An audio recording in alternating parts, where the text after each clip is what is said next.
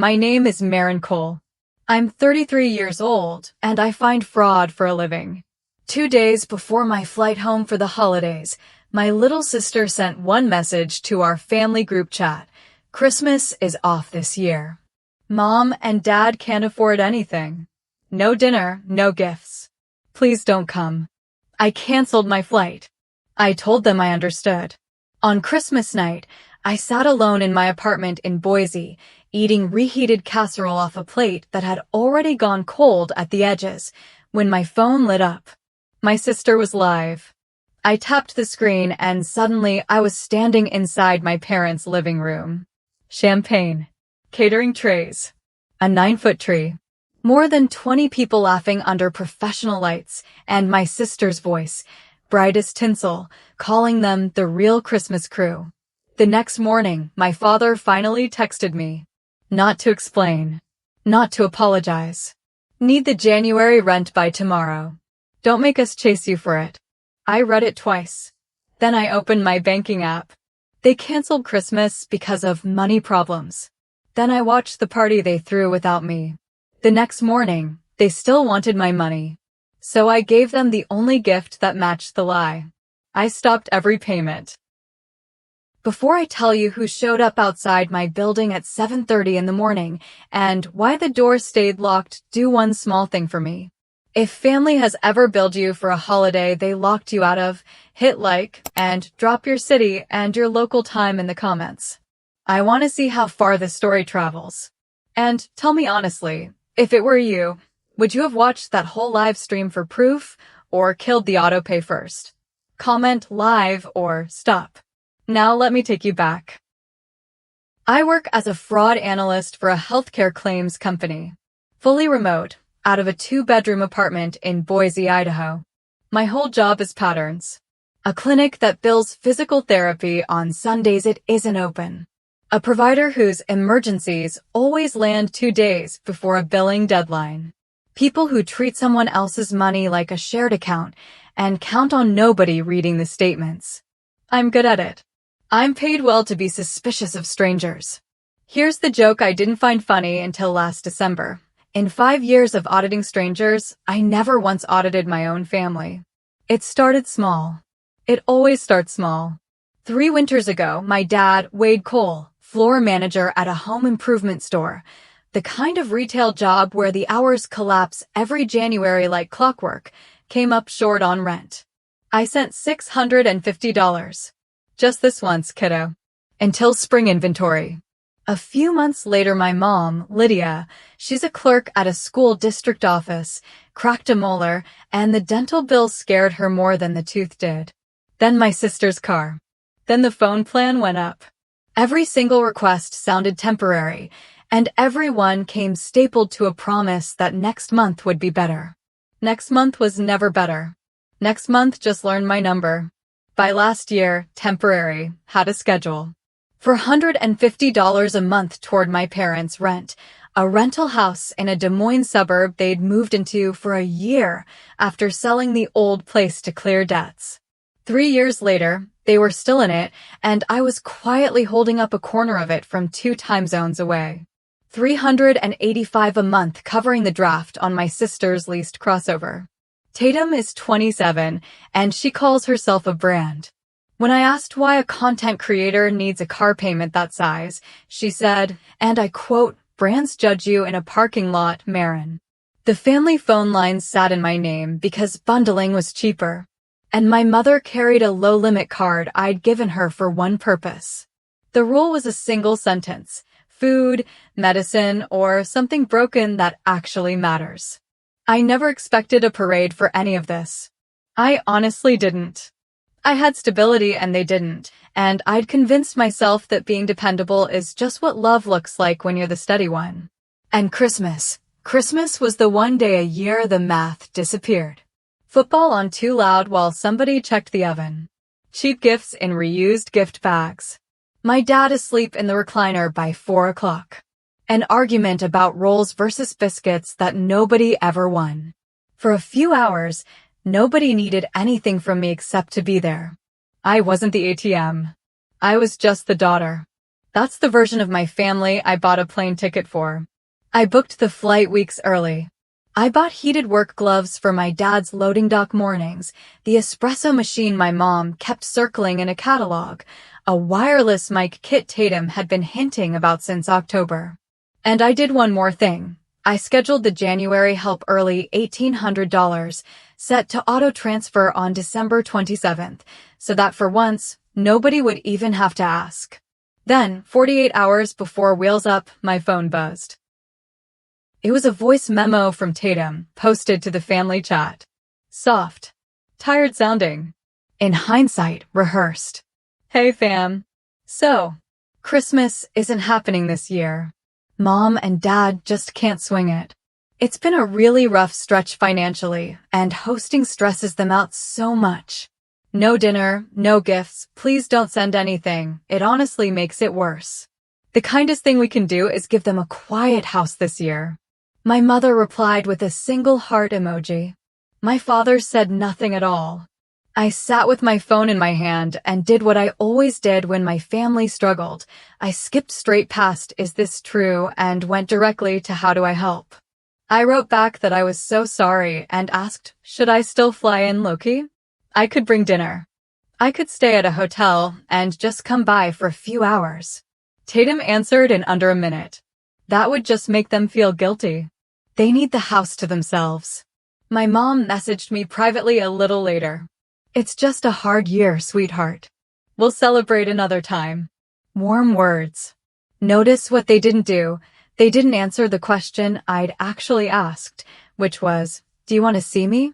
My dad never replied at all, and I told myself he was embarrassed about money because that was kinder than the alternative. Here's the part that still makes me laugh in the worst way. I audit vague answers for a living. At work, a claim that dodges the direct question gets flagged in red and escalated. From my own family, I read 3 dodges in a row and marked them understood. I canceled the flight and swallowed the $240 change fee. I remember deciding not to mention the fee to anyone because complaining about airfare while my parents were supposedly panicking over rent felt selfish. That's the discipline of the dependable one. You even audit your own feelings, and you always find against yourself. On Christmas Eve, I texted holiday wishes to relatives. The replies came back thin and strangely careful. My aunt sent "You too, sweetie," with no follow-up question. My cousin Reed wrote, "Quiet one this year, I think." Looking back, half those messages read like people trying not to step on a tripwire. But I wasn't looking for a lie yet. I had no reason to be. Nobody suspects an audit they've already decided to pass. Christmas Day, I slept late on purpose. I cleared a work queue that could have waited. I video called 2 friends who were visiting their own families, and one of them, she could hear it in my voice, I think, invited me to join her family's dinner over video. I said no. I didn't want to sit in a little rectangle on a stranger's counter and explain why my own family had canceled me. Saying it out loud would have made it real, and I was still telling myself it was nobody's fault. By evening, the quiet had weight. I heated up leftover chicken casserole, poured sparkling cider into a wine glass because it felt less sad than the can, and put on a holiday movie for the noise. At some point, I set the plate down on the coffee table and just stopped eating. The steam went off my dinner while other people's carols played from my laptop. Here's what I didn't understand yet. Sitting there in the blue light with a cold plate in front of me. They didn't cancel Christmas. Christmas happened right on schedule. What they canceled was me. At 8:42 p.m., my phone buzzed against the coffee table. A notification. Tatum.Cole is live. I almost swiped it away. My thumb was on it. Then one thought stopped me. She said they needed a quiet house. Curiosity is an occupational disease in my line of work. I tapped. Music. Laughter. White and gold garlands strung across a mantel. For one confused second, I thought she was at some venue, some sponsored event downtown. Then the camera swung, and I saw the stone fireplace. The fireplace I hung stockings on when I was 7. The fireplace in my parents' living room. The house was full. A 9-foot tree stood by the stairs, not the little artificial one from the garage, a real one, professionally dressed. Softbox lights faced a photo backdrop. Champagne bottles sat next up in copper tubs by the kitchen island. Catering trays steamed on the table where we used to argue about roles. I counted, because counting is what I do when I can't feel my hands, at least 25 people, moving through the rooms in coordinated cream and camel sweaters. My aunt who'd texted, "You too, sweetie." 2 cousins. The neighbors. Family friends who had told me, in writing, that they were keeping it low-key at home this year. I saw Reed near the back with a plate in his hand. Remember him. He matters later. And under the staircase, framed perfectly between the tree and the backdrop, stood my parents. Smiling. Not exhausted. Not financially devastated. Glowing. Tatum panned the camera across the room and sang out, "Say hi to the real Christmas crew." And the room cheered. Somebody off camera asked her something I couldn't hear, and she laughed, that bright, performing laugh, and said, "Oh, my sister doesn't really do fun." She would have audited the guest list. The room laughed with her. My parents were standing 8 feet away when she said it. Nobody flinched. Nobody asked where I was. Nobody looked even slightly uncomfortable that the person paying for the phone in Tatum's hand was watching from 1,200 miles away with a cold casserole in front of her. Here's where my job took over, and honestly, I'm grateful for it. Because the hurt part of me wanted to type a comment in all caps into that live chat and let 40 strangers watch my family implode in real time. The analyst in me put the hurt in a drawer and said, "Don't confront, capture." I started a screen recording. All of it. The room, the pan, the real Christmas crew, the joke about me, my parents' faces. Timestamped, saved, backed up. In fraud work, the first rule is that people delete things. Recordings don't cry, and they don't change their story. Then I started noticing the details the way I'd noticed them on a claim file. There was a small printed sign near the photo backdrop, a home goods brand name, and a hashtag. Sponsored. This wasn't just a party, it was a set. An intimate family holiday as content. And on the drink station, a vinyl logo, Golden Hour Event Company. The name itched at me. I'd seen it recently. Where had I seen it? Then I remembered where I saw everything, statements. I opened my banking app and pulled up the emergency card. The card with the 1-sentence rule, food, medicine, or something broken that actually matters. There it was. A pending charge for $2,140, Golden Hour Event Company.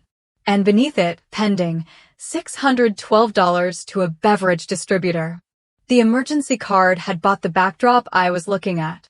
The card I funded had financed the party they couldn't afford, the party I was watching through a phone screen alone on Christmas night. Something happened in my chest that I want to describe precisely, because it's the hinge of this whole story. It wasn't rage. Rage is hot and stupid and burns off by morning. This was colder and quieter and much more permanent. At work, we don't call it anger. We call it findings. I saved the card statements next to the screen recording. I made a folder. I named it December. They said there was no money for Christmas. There was money. There was a lighting rig. There was a champagne budget. There was a caterer and a sponsor and a 9-foot tree. There just wasn't a chair for me. I watched until the live ended. Then I sat in my quiet apartment for a long time, doing math I should have done years earlier. And the next morning, my father picked the exact wrong moment to send me a text. 9:06 a.m., December 26th. My father's name on my screen for the first time in 11 days. Need the $1,800 for January rent by tomorrow. Don't make us chase you for it. No hello. No Merry Christmas. No, you may have seen some things online. 11 words, and 4 of them were "don't make us chase you," as if I were the debtor. As if the money I gave freely every month were an invoice I was dodging. I sat with that text for exactly 1 cup of coffee. I didn't cry, and I didn't call anyone. Then I did what I do professionally when a claim doesn't survive the evidence. I stopped payment. First, the scheduled transfer. $1,800, Queued for December 27th.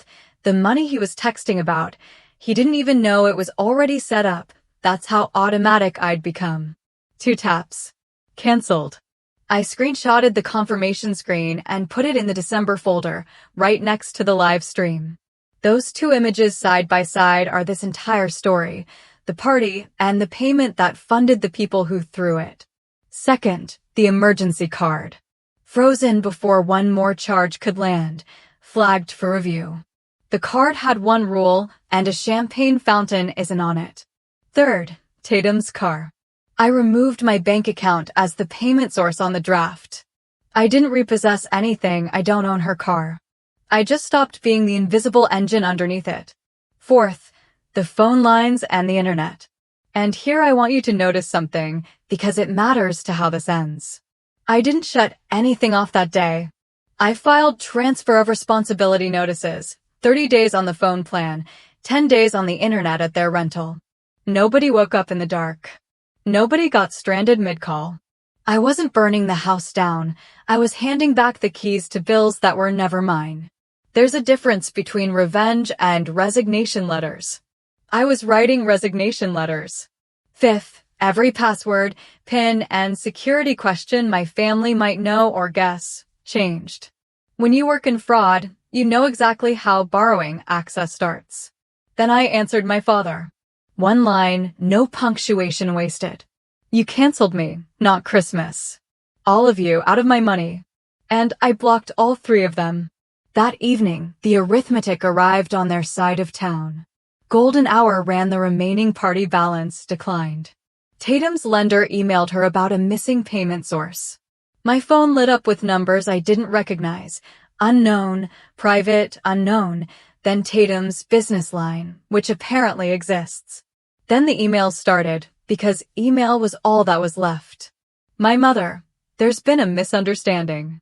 Tatum, it was work, it barely cost anything, which was a bold thing to write to the person holding the statement.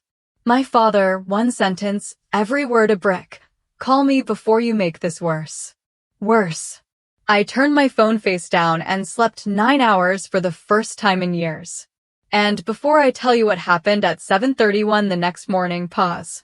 Because I know some of you are sitting exactly where I sat. Used for the bill, erased from the photo. 1 word in the comments. Paying if you're still doing it. Stopped if you finally quit. I read every single one. I expected anger. I expected guilt from the flying monkeys. I did not expect all 3 of them to drive 1,300 miles to my front door. 2 mornings later, my intercom started buzzing like a fire alarm with a grudge. 7:31 a.m. I looked at the lobby camera feed on my phone, and there they were. My father closest to the panel, jaw set, still in his driving jacket. My mother behind him with both hands pressed over her mouth. And Tatum, wearing the same camel coat from her Christmas stories, mascara ghosted under her eyes. They had left Des Moines, traded shifts at the wheel through a night and most of a day, and driven 1,300 miles to my building. Sit with that for a second, the way I had to. Nobody drove anywhere when I ate Christmas dinner alone. Nobody drove anywhere when I got quietly erased from a guest list that included the neighbors. But 72 hours after the money stopped emergency. Cross country, overnight, all 3 of them. I answered the intercom. I did not unlock the door. Please notice that, because it's the rule for this entire scene, the door stays shut. My father went first, and he opened with the inventory. I had frozen my mother's card. I had sabotaged my sister's car. I had canceled the rent with no warning. He listed my own bank account's decisions like criminal charges, like my money leaving my wallet was a crime scene and I was the suspect. Then my mother leaned toward the speaker, and her voice did the thing that used to work on me for 30 years. Sweetheart, we love you. Nobody meant to hurt you. This is all a misunderstanding. Then Tatum, arms crossed, chin up. It was a work event, Marin. Content. You would have hated the cameras. Honestly, I was protecting you. Protecting me. I let the intercom hiss for a moment. Then I asked one question in the flat, unhurried voice I use in deposition prep. If it was a misunderstanding, why did all three of you know I was eating Christmas dinner alone? Silence. 10 full seconds of it. I watched them on the little camera feed. My mother looked at the ground. Tatum looked at my father. And my father looked at the intercom and said, January's rent is due on the 1st. And there it was. The answer under the answer. They hadn't driven 1,300 miles for their daughter. They'd driven 1,300 miles for the transfer. I told them calmly the terms of the new world. Every voluntary payment had ended, permanently. The phones and internet would stay live long enough for them to move the accounts. Nobody was being thrown in the dark. Anything further needed to be in an email, because I was done with conversations that couldn't be printed. My father hit the outside door with his palm. I heard it through the speaker and felt it in my teeth, and accused me of punishing innocent people because my feelings got hurt. I said, I'm not punishing anyone. I'm letting 3 adults pay 3 adults' bills. He said family doesn't abandon family over money. I said, I agree. Hold that thought and think about Christmas. Then Tatum lifted her phone and started filming me, filming the intercom, hoping for a clip, a villain quote, something usable. So I stopped talking. I don't hand a fraud a script. When they started buzzing my neighbors' units, building security came down. The guard told them to leave. My father argued until the word trespassing entered the conversation, and then, finally, they walked back to the car. From my window, I watched them go.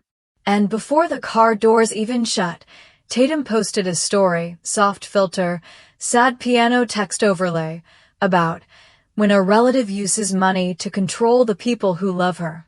No mention of the cancel text. No mention of the live stream. No mention of whose card bought the champagne. The door stayed shut. I want you to notice what didn't happen that morning. No hallway screaming. No cinematic confrontation. No scene for Tatum's camera. Access denied is a complete sentence, and it was the only one they hadn't heard from me in years. That afternoon, my cousin Reed texted me. You remember Reed, the plate, the back of the live stream. Marin. I just found out you were told it was canceled. I thought you skipped. I'm so sorry. You need to see the chat.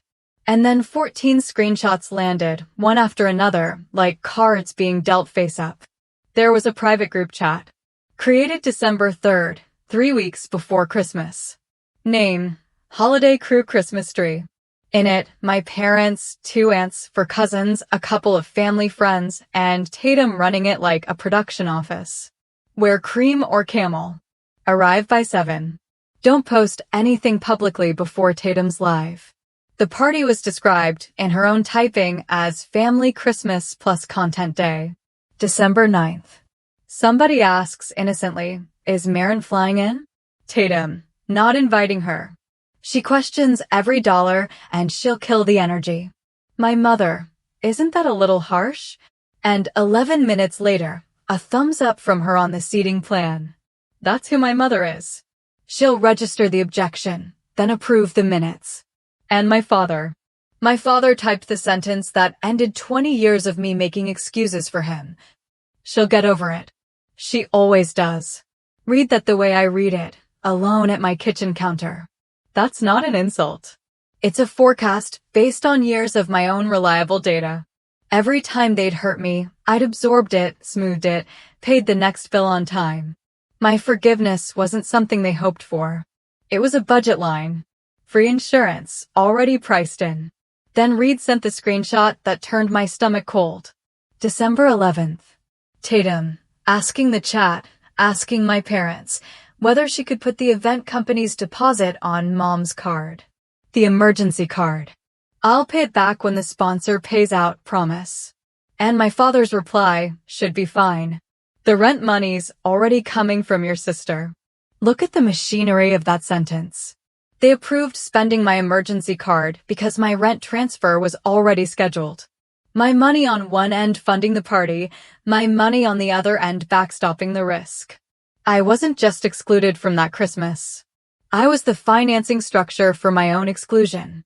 So I did the only thing I know how to do well. I built the file. The live recording. the card statements, the cancel text thread, the doorstep voicemails.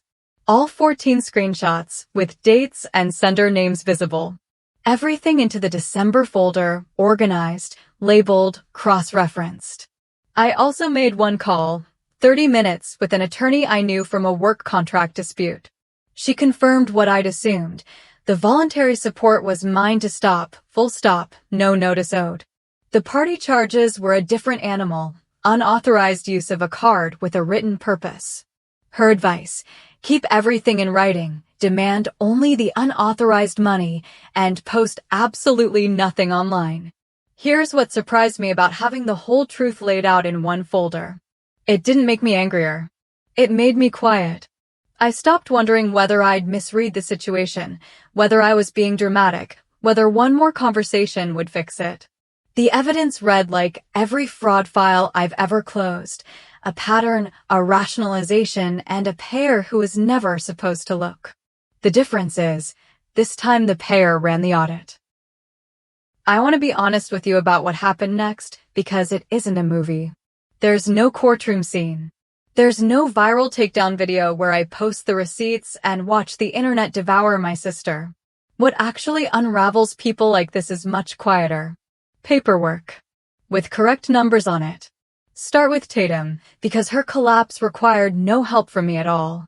Golden Hour Event Company wanted the rest of their money, and the frozen card wasn't going to give it to them. A professional would have called and worked out a payment plan. Tatum is not a professional, she's a performance of one. She posted about a predatory vendor exploiting small creators. The owner of Golden Hour, a small business with rent of her own, replied publicly with the signed booking forms. Tatum's name. Tatum's signature. Tatum's approval on every line item she'd sworn barely cost anything. Screenshots travel fast in December. The home goods sponsor saw the dispute, and the Cozy Holiday campaign quietly went on pause. The polished feed cracked in public, and I never typed a word. My parents, meanwhile, met their own bills for the first time in years. The phone lines transferred. The internet transferred. And I'm told through Reed that the real monthly numbers landed on the kitchen table like a stranger's mail. That's the thing about standing between people and the price of their lives. They don't just lose the money when you step aside. They lose the fiction. Then I did the one formal thing this story needed.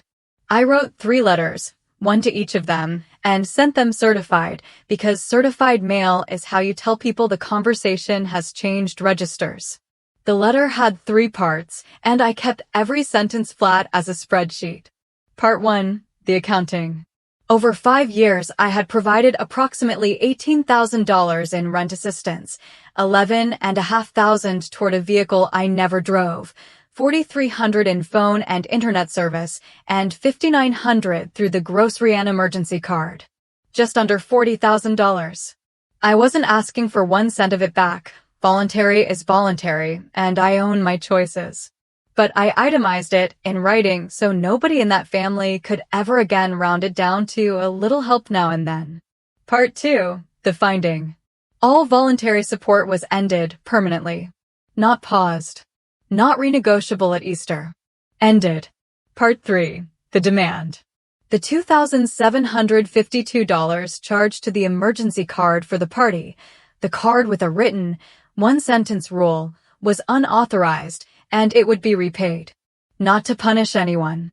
To establish, on paper, that the card was never an unlimited family account. And then nothing. 2 weeks of silence. I'd be lying if I said the silence didn't whisper at me. 33 years of training doesn't dissolve in a month. Some nights my thumb hovered over the unblock button. I let the paperwork hold the line for me. The first repayment arrived through the attorney's office in week 3.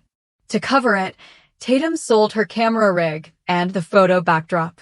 The backdrop that had stood in my parents' living room, in front of the fireplace I hung stockings on. Sold to a stranger to pay back the sister it was used to erase. I didn't order that particular poetry.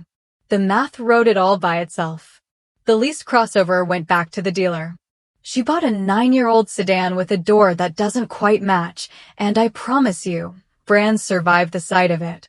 My parents finished their lease and moved to a smaller townhouse across town. They sold the second TV and the patio set.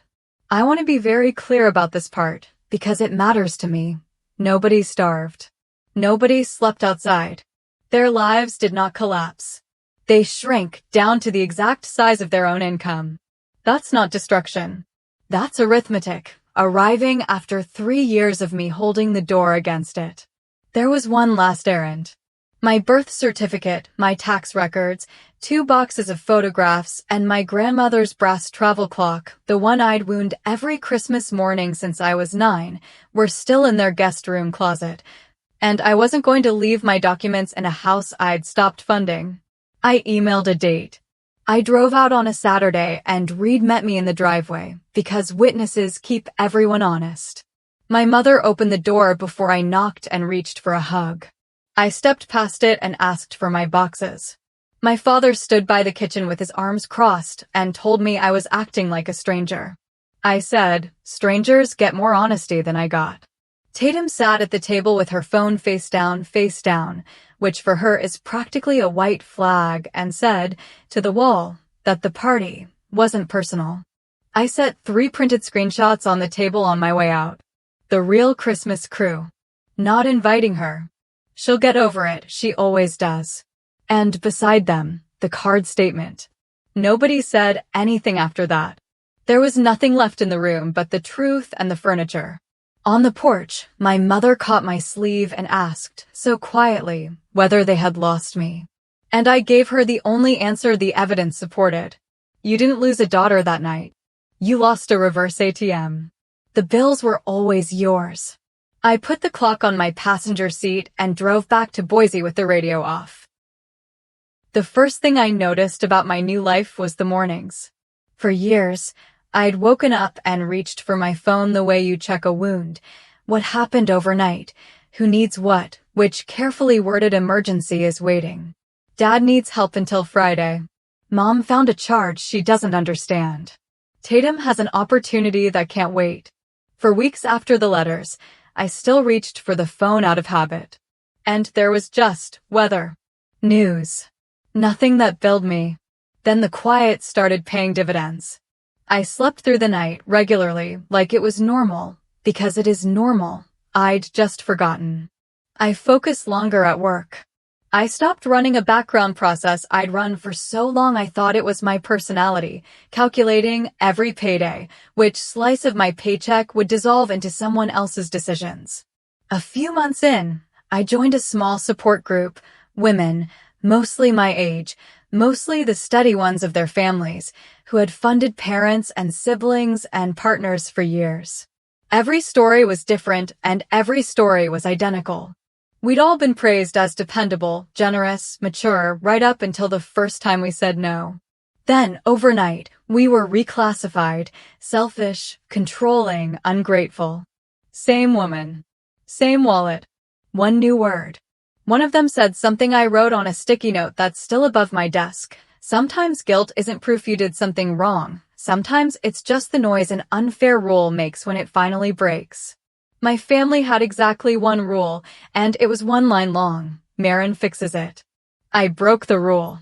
The rule made noise. That noise was not evidence. My parents sent 2 emails over the following year. The first said they missed me. It didn't mention money, which I noted the way an analyst notes an anomaly cautiously. The second one, from my mother, contained the most honest sentence anyone in my family has ever offered me about that Christmas. We assumed you would always forgive us, because you always had. That's it. That's the whole case file in 11 words. They mistook my forgiveness for permission. Every time I got over it, I taught them that hurting me was free. I answered that second email. 1 paragraph. I said that forgiveness might come, that a door can open an inch without the wallet opening with it, and that anything we rebuild gets built on truth without an invoice stapled to it. I don't know yet if we'll ever sit at a table together again. I've stopped needing to know. A boundary doesn't have to predict the rest of your life. It only has to protect the life you're living right now. Last month, I hosted a dinner in my apartment. Friends. Reed drove out. Too much food, mismatched chairs, an argument about rolls versus biscuits that nobody won. Some traditions deserve to survive. Somebody brought a casserole as a joke, and I laughed until my eyes watered, and then I ate every bite of it, hot. Every bill on that table had my name on it. And for the first time in years, that was exactly correct, because it was my table. So here's what I know now, and what I'd tell you if you were sitting across from me. Being dependable is not a membership fee you pay to keep a family. Real family doesn't cancel you in December and invoice you in January. And a boundary isn't cruelty. It's just what love sounds like when it stops being a standing wire transfer. If that live stream deserved receipts, hit like. Subscribe if you want more stories where the quiet one runs the audit. And tell me in the comments, would you have stopped the money that same night? Or would you have waited for the doorstep apology that never comes? I read every single one. Thank you for listening. This story is fictional, created for reflection and entertainment. But if you're the dependable one in your family, the one holding the door against the arithmetic, this part is real. You're allowed to set the door down. Take care of yourself. I'll see you in the next one.